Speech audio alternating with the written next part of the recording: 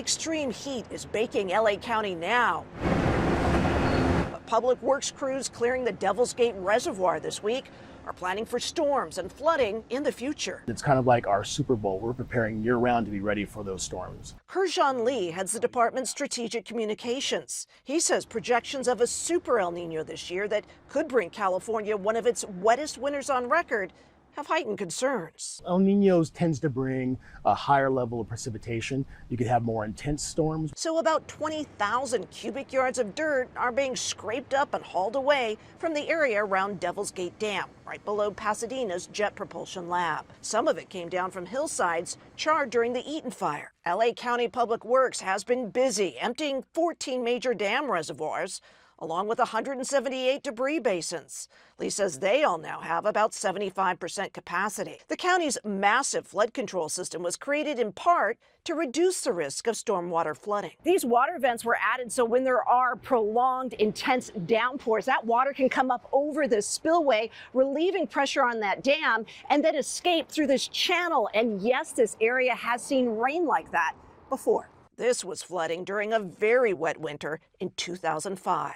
We know there's going to be severe storms. We know the forecast, but it really is incumbent upon people to know their own individual flood risk, to know how to prepare. So Lee says folks across the county should take a number of steps themselves. Everyone should be signing up for emergency Yes, yes. You can do that on the Public Works website. It also lays out precautions for people living in high-risk areas like fragile burn scars, low-lying cities vulnerable to street flooding, coastal communities battling erosion, and high desert areas. We're looking at roads that may not be passable 2 to 3 days. So Lee says now is also a good time to restock any emergency supplies and to tackle maintenance concerns. Check your roof for leaks, clear your gutters of leaves, check your local drainage on your property. He stresses LA County doesn't wait until October, the typical start of storm season, to prepare. And neither should any of us. Cara Finstrom, CBS, LA. One of the world's most powerful climate patterns is strengthening, and the latest data suggests it could become one of the strongest ever measured. Just last week, NOAA dramatically increased the odds of a very strong El Nino to 81% after seeing the tropical Pacific warm faster than expected, weakening trade winds and atmospheric changes. El Nino is a naturally occurring warming of the tropical Pacific Ocean, but when those waters warm by around 2 degrees Celsius or more above average, what many call a super El Nino, the atmosphere responds.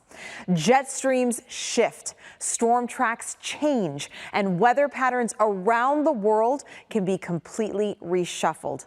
Since reliable records began in 1950, we've only seen 4 El Nino events this strong for Southern California. That doesn't guarantee a wet winter, but it loads the dice towards more Pacific storms, heavier rainfall, and a healthier Sierra snowpack if it can get cold enough.